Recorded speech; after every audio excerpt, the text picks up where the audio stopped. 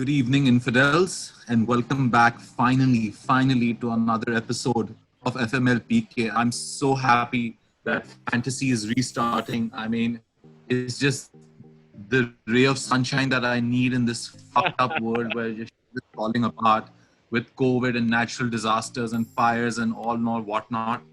So let's get straight into it. I want to discuss a few things. The deadline for your teams is September 12th at 3 p.m.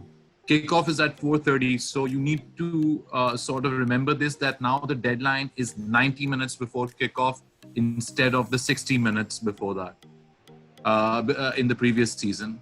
So this episode, we're just going to cover how we've set up our teams and what our thinking is behind that whole selection process. So I want to just give a shout out to the league winners, who I don't know who they were last season, but congratulations if you won. And also to our paid league winner, to Zain Talpur, for edging out everyone last season. Good job.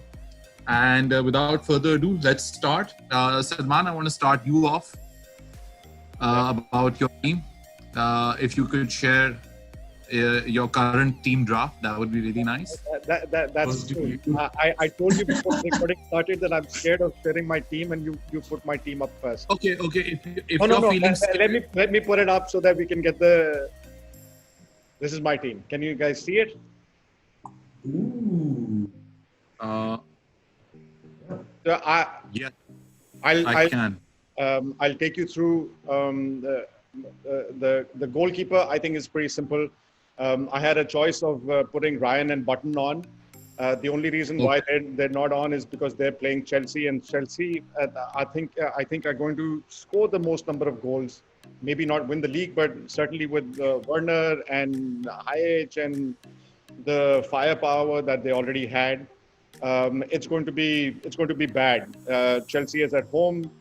They will be out to prove a point, and so Button might come in after this. So, Let's interrupt you. Can you shift over to the transfer tab so we can see the value of these players as well? Yeah, sure. That's a good idea. All right. Yeah, here we go. So I've got Ryan and McCarthy. McCarthy is playing against Crystal Palace, so that should be an easy match. Crystal Palace were one of the lowest scoring sides last season. So those are my goalkeeper picks. And as has been the practice for many seasons, I've got at least two 4.5 value defenders. I did a lot of survey on 4.0 defenders, but they're not regular starters. And I certainly don't want to start with a couple of benchers because those are a waste of transfers.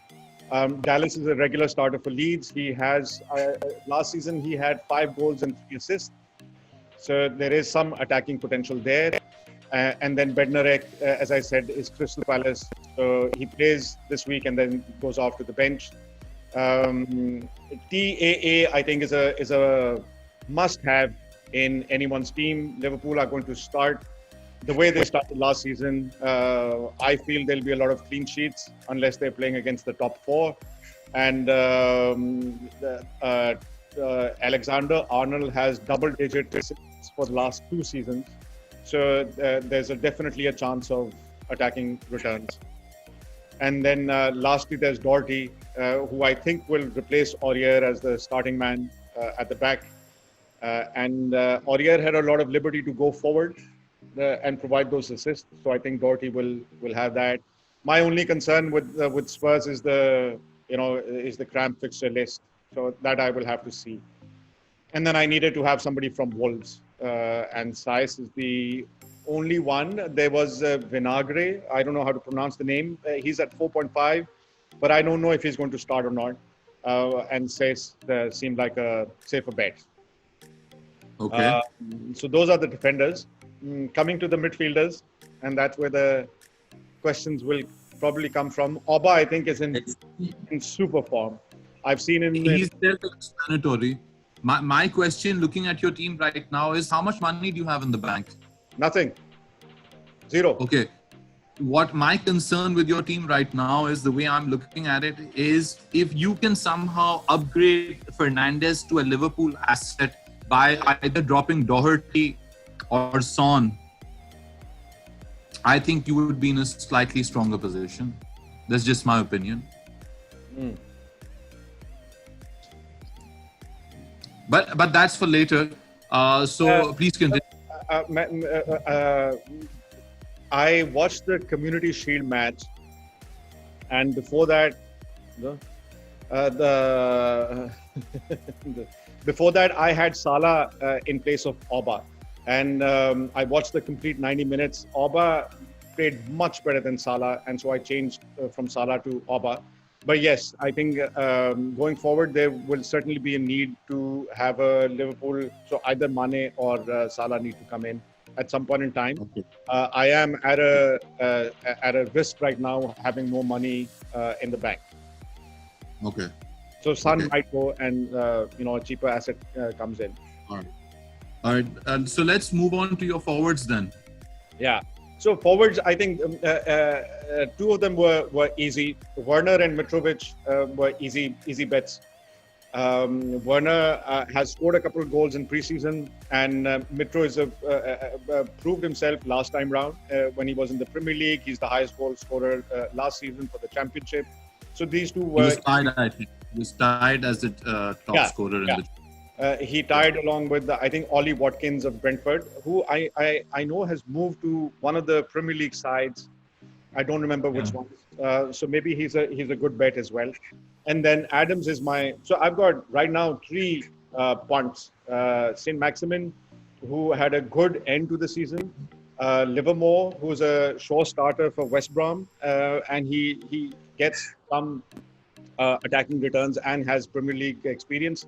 And I think this will be a good season for Che Adams, who is going to partner.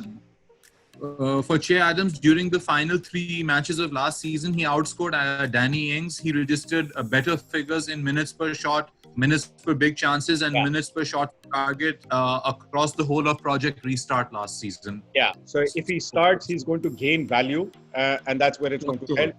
And attacking potential. So that's my team. There'll be slight tinkering maybe, but I think you have a very fair point of taking out Son and bringing in some Liverpool asset. For sure. Okay, Murtaza, you're up next. Salman has discussed his team, and we've shared our thoughts and concerns about his team. So you're up next, man. If you would be so kind enough to share your screen. Here we are. Keep in mind, my team changes every time I take a shit, so I come out with a new team. Okay. It's been tinkering non-stop for the last 10 days, I think. And basically, I've tried to put in those price point lessons that we learned from last season. I've gone with the one goalie. I don't want the rotation till the wild card at least, then I'll make that change to Ryan and Bomb again. And PJ Trent is explanatory. Justin, I'm taking a punt on for a while. I've put in Lascelles and Taylor, proven guys. Taylor kicks in starting next week, obviously. Yeah. Mitchell 4.0, I've taken a punt. I want my defense doesn't get touched for at least 5 to 6 game weeks, unless there is something, because I would rather tinker in the midfield and forwards where we're going to see Chelsea assets show up. So let's see. My defense seems set to me. I'm feeling good about it. And in terms of midfield, and I'll tell you a bit about my transfer strategy for the first 3 game weeks at least. Souček, I know, went into quarantine, but I believe he's back and available. The only thing is match fitness. So I'll take a punt on that. He's good value. He's on free kicks, corners, good headers. West Ham ka thoda problem chal raha hai, like Salman mentioned, and Antonio is also injured apparently. So we don't know, but Haller is back. Let's see how that goes. They have shit fixtures, but he's a 5th defender for 5 I feel comfortable with. So Souček I had till last night, and the only reason I changed him was whatever is going on at West Ham. It's not coming out nicely. I mean, the captain is rebelling against the team. There's some player mutiny going on. So they're all over the place. Otherwise, Souček I had last season. Remember, towards the end, at the restart, I had Souček in my team. Till last night, I had him, and I replaced him with Livermore. But I think he's a great talent to have in your team, assuming West Ham will be consistent and recover from whatever. Game is tasty, but I mean, सकते हैं, but hitting the big clubs. But then the Arsenal is down. I mean, okay. Yeah. Okay. So Antonio played a bit. Pereira, I'm taking a big punt on him. He's the talisman at West Brom, and they seem to have good fixtures the first 6 game weeks. Nothing too concerning, I feel. So I feel they will be there. You know, they play West Brom, start with Leicester, Everton, Chelsea, and Southampton and Burnley. Those are their first 5 fixtures. But in 6 million, who else is there, man? Like, I mean, Foden. Phil Foden is 6.5. I mean, this guy can change. But I agree on the difficult fixtures. But Pereira had 17 assists last season. He has the most number of assists. So he's a good choice. That was in the Championship. In the Premier League, he doesn't get those assists. Yeah, I know. I mean, won't get those assists. उसी के basis पे Mitro. But manager is a proven one. I feel the manager is a proven one. I mean, if anything, he goes to a 5.5 say maximum. My transfer strategy for game week 2 is to dump Salah and get in Bruno, which will free up funds for me. And game week 3, obviously, this is standard across FPL world. I think Oba becomes KDB or a City asset. Yeah. And then I am open to hits the first 2 weeks, I believe, because if a Chelsea asset pops up, Pulisic is fit, Ziyech hits the ground running, Havertz looks good. These are all 200-point potentials. I think we can move on. And Ings and Werner, again, I want the kind of expensive ones up there so I can make a move to Aguero if he's in, or I can downgrade Ings. And I think Man U assets we'll have to jump on. I feel Rashford is a good value. I feel Martial is a great value. And Bruno, 10.5, I feel is a bit expensive, but his ownership will be so high. And people will probably make him captain for game week 2. So those are my plans. All right. Very nice. My only concern with your team is, why not Mane instead of Salah? Yeah, just because it's a 1 game week punt. You're right. This is a very tough Salah question I'm asking. Over Mane at home. If it was an away game, what? This Mane versus Salah. Salah at home versus Mane any day, I think. Mane, I know the stats will show otherwise towards the end. Mane is more precise, but look at Salah's XG, man. We were all shocked how is he not scoring. That's I true. agree. At the start of the season, I would go Salah. But a couple of questions from my side. The punts that you're taking are not attacking punts; they're money-saving punts, which can go horribly wrong. So Button is certainly not going to start. So that's one guy on the bench who's not going to start. Mitchell or the Crystal Palace defender you had will probably not start. Davis from Aston Villa will not start. They've got a full team going. So you have 4 players who are really cheap, but they're not going to start. And with the COVID situation and everything, I would strongly recommend 15 starters. So, if you want to go a little up on the money spent, do that. But having 4 players on the bench who are not going to start is a recipe for disaster, possibly keeping in mind COVID. So, you've got all these young guys. So my only thinking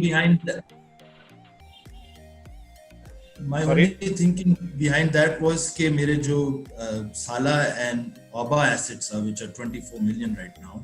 Yeah. If I downgrade to Bruno and KDB or Sterling, I get some money saved there, and Ings will not stay that long. I'm looking for a 6.5 Mitrovic. Or I feel DCL will be very good. DCL has good support now.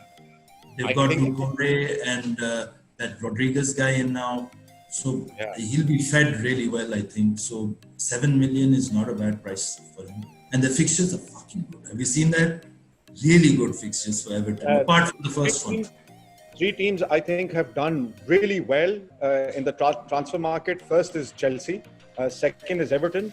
And of late, in the last week or so, Newcastle. They've got Wilson, they've got Fraser, they've got Lewis from, I think, Norwich. So they've got 3-4 cheap transfers, but good players. Some of them proven Premier League players. Callum Wilson is a safe player to have in your team. And at 6.5, finally. We know how Callum Wilson starts the season. He starts every season when he's fit with a bang.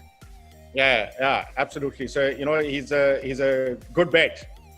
All right. Good punt. So, Commissioner, you're up next. I'm up next, and how do we do this? Here we go. Can you guys see my team? Yeah.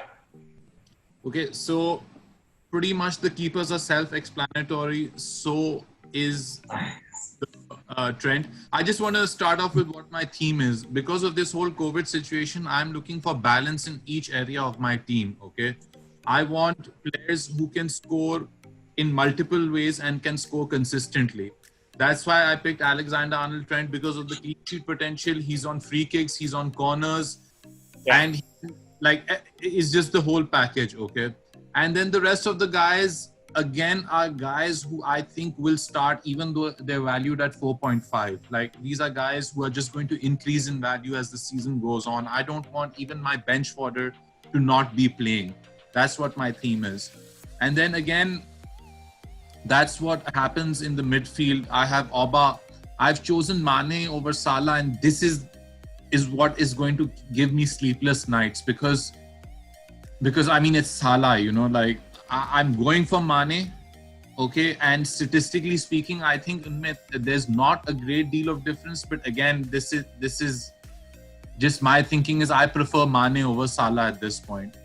And then the strikers are again self-explanatory, with Fulham having fixtures. Mitrovic is a proven striker, and so is Ings. Now let's talk about those Chelsea guys.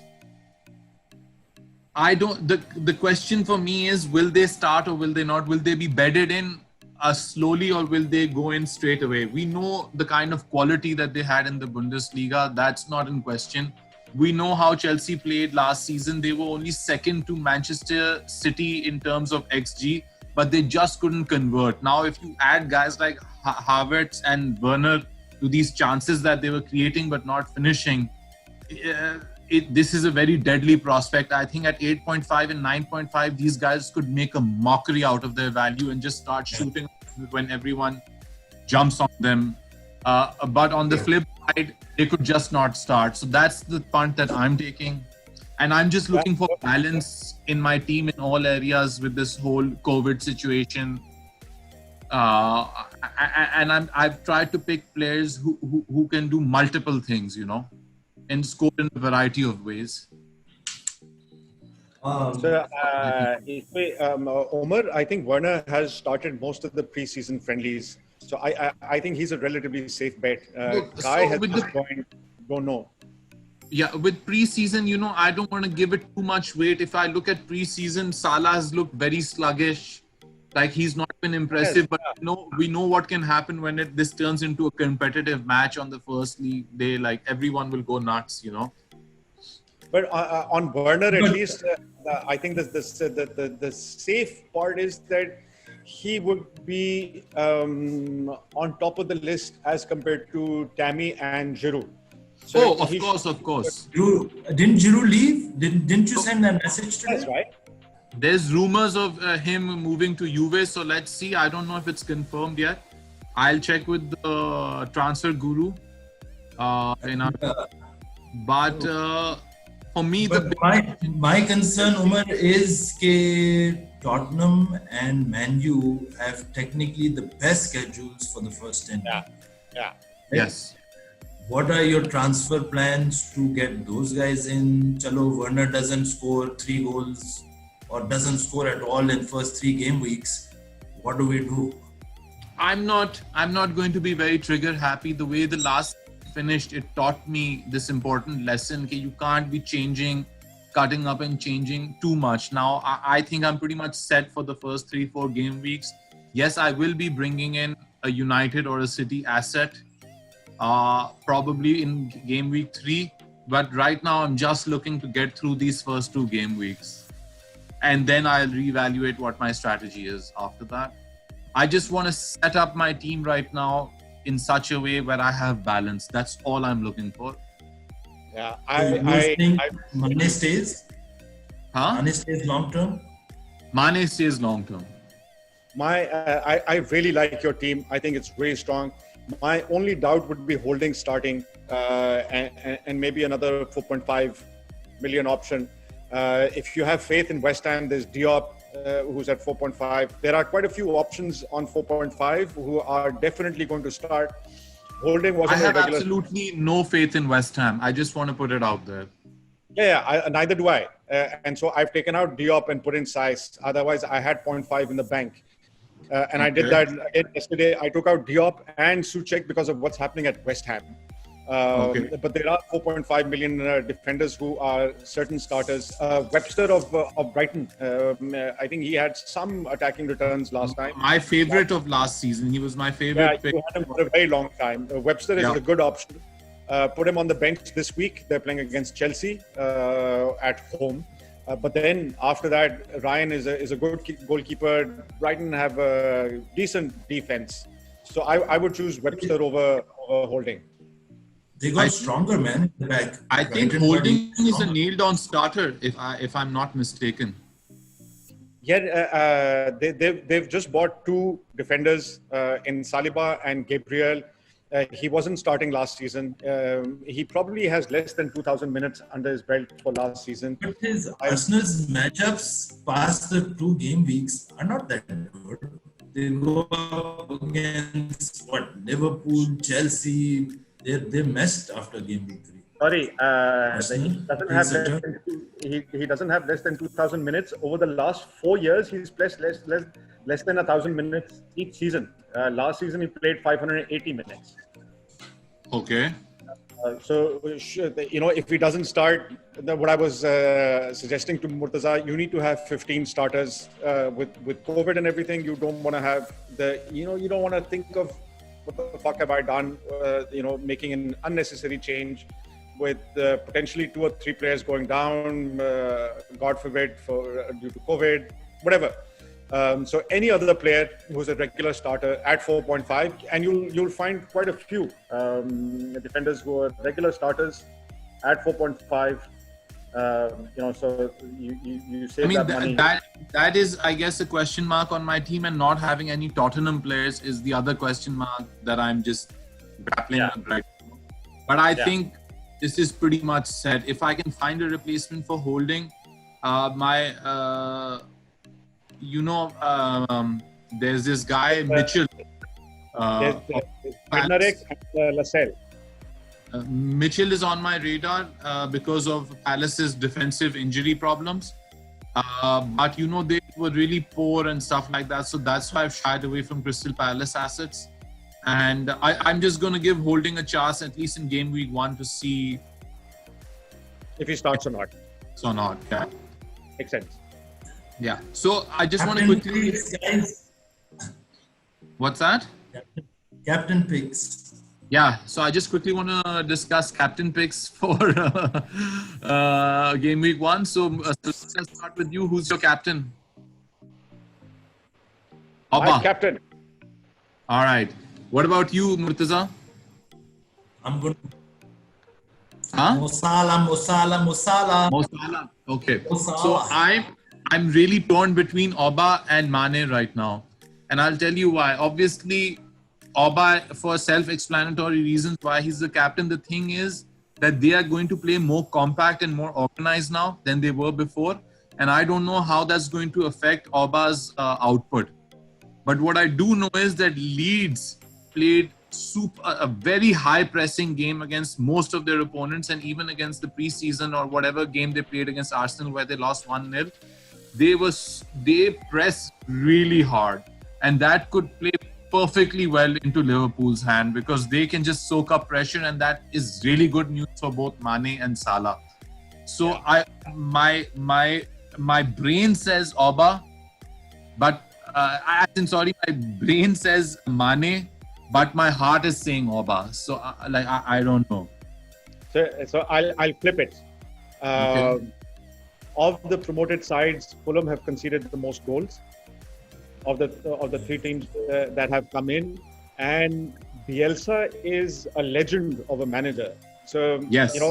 he knows Liverpool. He is not going to go out all guns blazing first match of the Premier League, coming back after 22 years or something.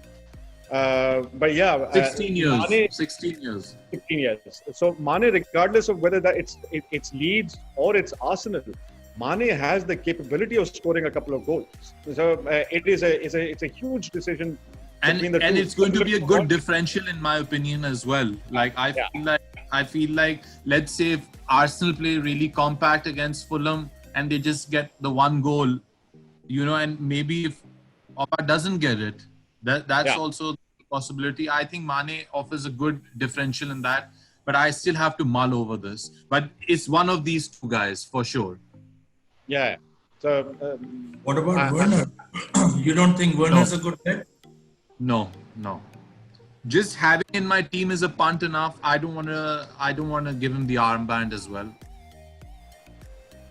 Good. Someone's learned something from last season. Yes, I have.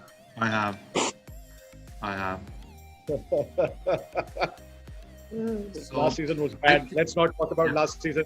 Let's not talk about last season. No, we should learn from our mistakes. But I think we should wrap it up now.